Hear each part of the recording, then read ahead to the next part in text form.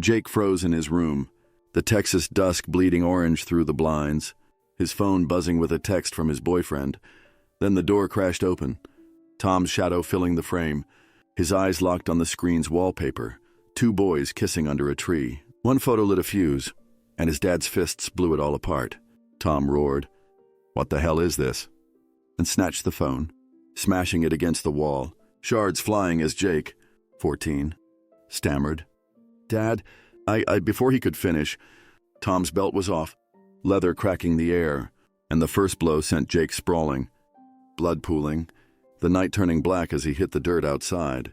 They lived in a dusty suburb outside Houston. Tom, a welder with calloused hands and a temper like a storm. Jake, a quiet kid who'd rather sketch than wrestle. And Linda, his mom, chain-smoking in the kitchen, her voice lost to years of shouting matches. Jake had kept it hidden, his crush on Ryan, a freckled boy from art class, locked in late-night texts, a secret he'd guarded until that wallpaper slipped. Tom had barged in, beer on his breath, grease on his shirt, looking for a fight, and found one bigger than he'd bargained for. "You're a disgrace," he bellowed, dragging Jake by the collar through the house.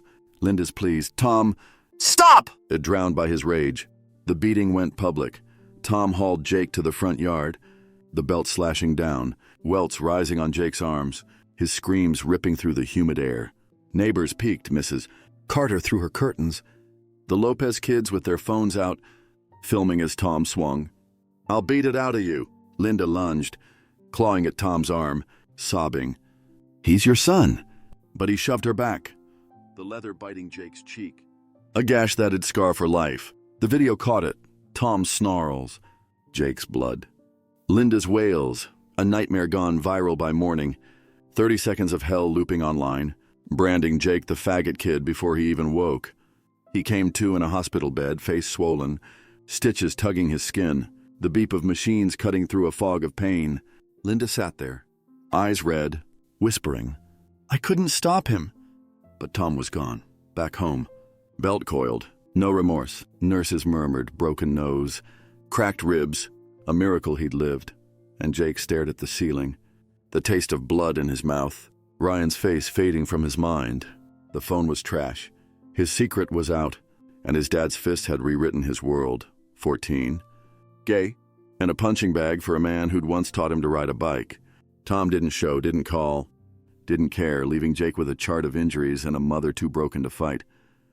The neighbors' footage spread, school kids texting it, strangers gawking online, and Jake lay there, a kid shattered by one photo. One night, one father's hate.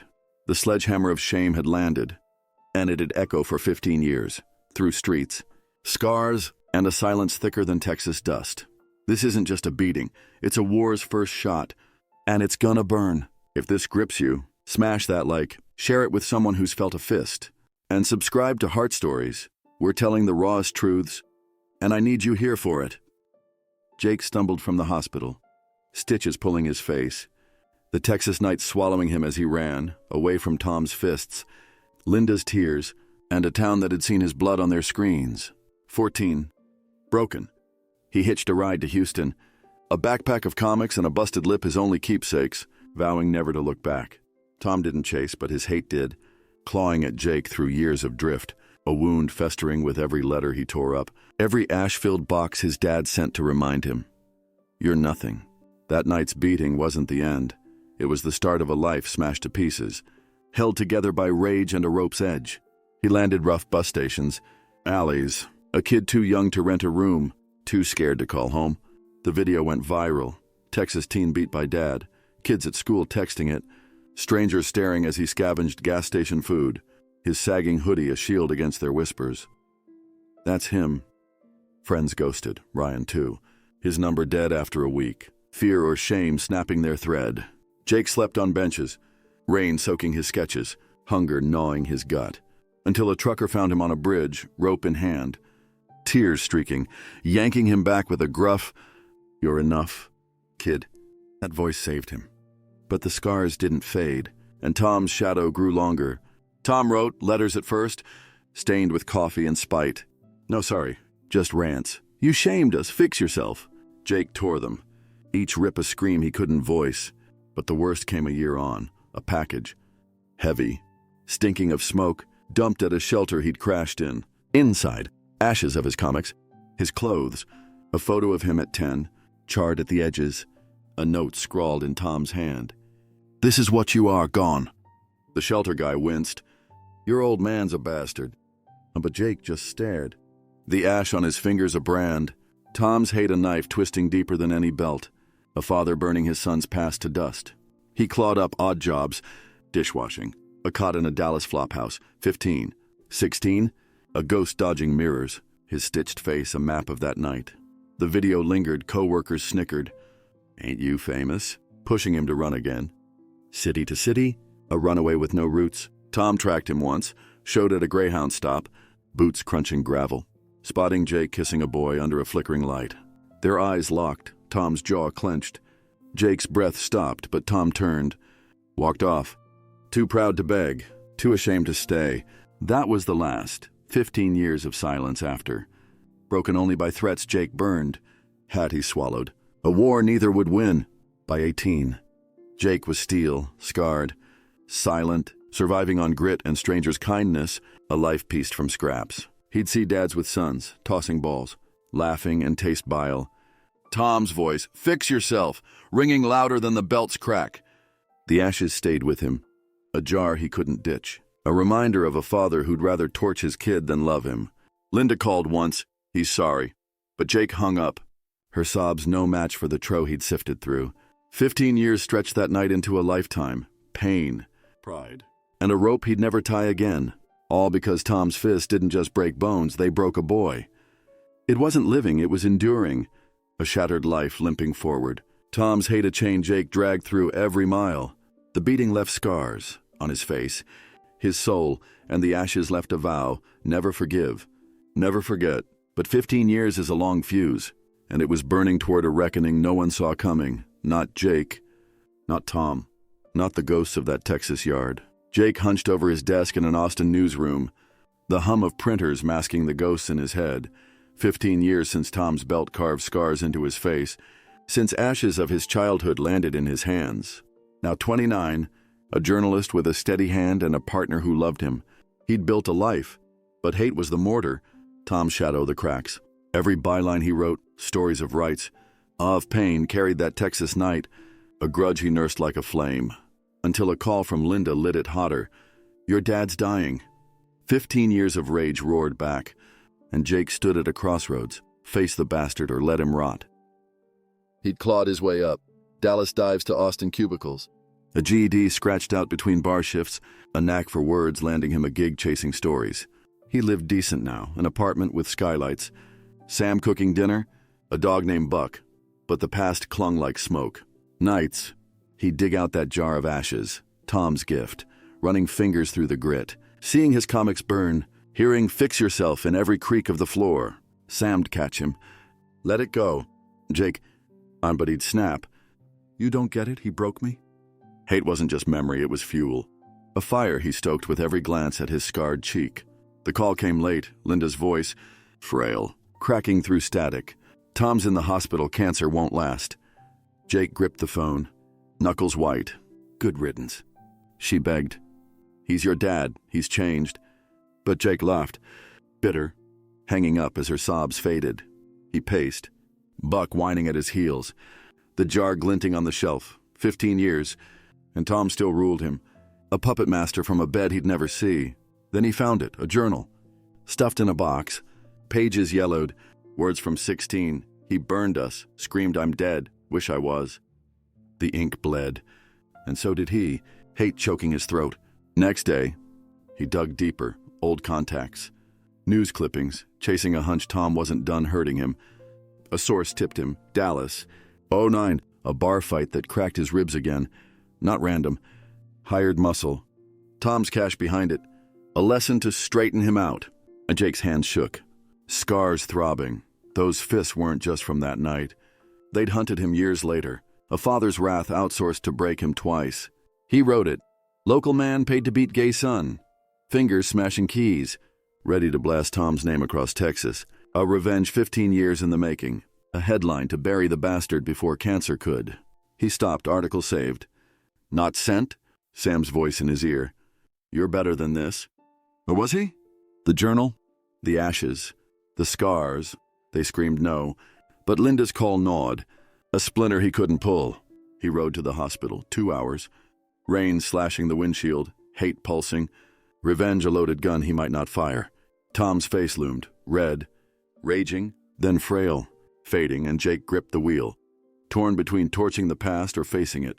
15 years had forged him, tough, scarred, a man who'd survived, but hate was heavy, and the road to that bed was a gauntlet of ghosts. Each mile of fight he wasn't sure he'd win. It was a life in shadow, Jake standing tall, but bent by a hate he couldn't shed, a father he couldn't kill in his head. The newsroom? Sam. The dog, they were real, but Tom was a specter, his fists in every mirror, his cash in every bruise. 15 years of running, writing, raging, and now a dying man pulled him back. A reckoning Jake didn't want but couldn't dodge. The past wasn't dead, it was waiting, and it had hit harder than he'd ever dreamed. Jake pushed through the hospital doors, the antiseptic stink hitting him like a slap, his boots echoing on tile as he tracked Tom's room. 15 years since those fists broke his face, and now he'd face the wreckage. Tom lay there, gaunt, tubes snaking from his arms, a shell of the welder who'd swung a belt, eyes flickering open, voice a rasp. Jake, sorry it took so long. The words landed soft, a crack in the hate Jake had hauled all this way. But then Tom spoke again, and the crack split wide. 15 years of rage met a lie sharper than any leather, a twist that had burned deeper than the scars. The ward buzzed, nurses shuffling, monitors beeping, but Jake stood frozen. Rain still dripping from his jacket, the article in his pocket, a loaded gun he hadn't fired. Tom coughed, frail fingers clutching a box, old photos.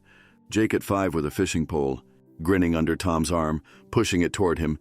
Kept these, couldn't toss them. Jake's throat tightened. Memories he'd thought burned with the ashes. Tom's voice trembling. I watched you, your wedding. On TV, papers, I was there. Jake blinked. Hate faltering, picturing Tom in the crowd at his marriage to Sam. A shadow too proud to step forward, too broken to stay away. I'm sorry, Tom wheezed, eyes wet. For losing so much time, should have seen you. Not the shame. Jake sank into a chair. The jar of ashes heavy in his mind, those fists fading under this frail man's tears. 15 years. And here was regret. A father reaching through the wreckage. He gripped the box. Photos spilling, birthdays. Ball games, Tom whispering, I messed up. Kid. Jake's chest ached, hate crumbling. A truce forming in the beep of a heart monitor, until Tom's next words hit. Cold as steel. I don't regret it. Hitting you. I'd do it again. Just hated losing face with the boys at the shop. The room spun, Jake's breath caught. The photos trembling in his hands as Tom's face hardened. A flicker of the old rage behind those tubes. Sorry? Jake spat, voice shaking. You're sorry for what, your reputation? Tom shrugged, weak but unbowed. You were my son, then you weren't. Folks talked. I couldn't stand it. The twist sank in, 15 years. The beating, the ashes, the hired fists, not guilt for Jake, but for Tom's pride. A dying man's plea not for love, but for peace with his own ghost. Lynda'd lied. He's changed, and Jake had bought it. Hate swapped for a second of hope. Now ash again. Your wedding, Tom rasped. Stood outside, saw you happy, wanted to drag you back. Fix you, but I let you go. Jake's fists clenched. Scars throbbing. Tom there. Not to cheer, but to judge. A father who'd tracked him not from love, but control. Who'd beaten him twice, once with hands, once with cash, and now begged forgiveness to ease his own end. Fix me? Jake growled. You broke me, sent thugs, burned my life. Tom's eyes dulled. Had to, people saw. The box hit the floor. Photos scattering. A truce torched by truth. 15 years of hate roaring back. Louder than the belt. Sharper than the lie. He stood, boots scuffing. Rain streaking the window. Tom's sorry a hollow echo. A con from a man too small to mean it. The photos lay there, smiling Jake. Proud Tom, mocking a bond that had never been. A father who'd trade his son for a nod at the bar. 15 years led to this. Hate met not with healing, but a mask. A twist that ripped the scar wide open. Jake turned, door slamming. Tom's cough fading. a reckoning stalled by a lie, a wound too deep to close, and a storm still brewing for one last blow. Jake stormed from the hospital, the Texas rain lashing his face. Tom's lie, sorry for my shame, not yours, ringing louder than the belt that had scarred him 15 years back. He drove, headlights cutting fog, hate boiling, back to Austin, to Sam, to a life he'd clawed from ash. Days blurred, Tom fading in that bed, but Jake returned, sat by him, words stumbling. I hate you, always will, but I'm done carrying it. Tom's eyes flickered, a grunt, then silence. 15 years of rage met a truce. Clumsy, real until the will hit, a final twist from the grave that had cracked Jake's world one last time. The room was sterile, Tom's cough weaker, his frame a husk under sheets. Jake perched on the edge, fists unclenching. You beat me, he said, voice low.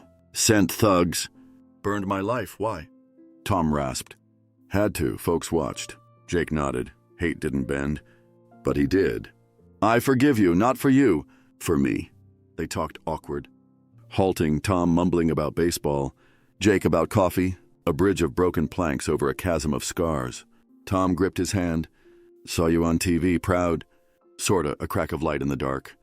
A father's half-step, and Jake took it, letting go of the jar he'd never hold again. Tom died that night, quiet. Gone, Jake left with photos, a weight lifted, hate dumped in that rain-soaked lot. He went home, Sam waiting, Buck's tail thumping, vowing to live past the fists, past the ashes.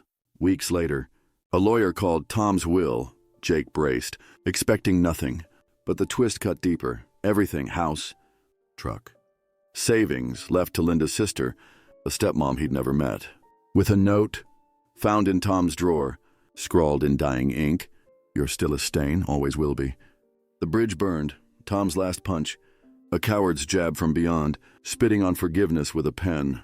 Jake stood in their kitchen, Sam brewing coffee. Rain tapping glass, the will crumpled in his fist.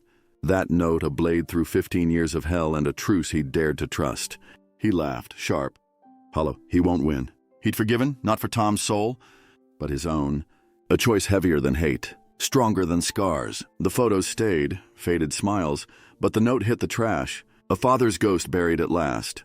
15 years taught him, pain breaks, lies shatter, but letting go builds something fists can't touch. They'd faced it, Jake and Tom, a war of blood and betrayal, ending not in peace, but in a truth too raw to dodge. Tom's lie, his will, his last cut, they stung. But Jake stood taller, a man forged in fire, free not by Tom's grace, but his own. What's the hardest thing you've let go? Drop it below, I need yours. 'Cause mine's hate, if this ripped you open. Please smash that like, share it with someone who's fought their own war. And subscribe to Heart Stories, I'm begging you. Stick with us for these gut punch tales.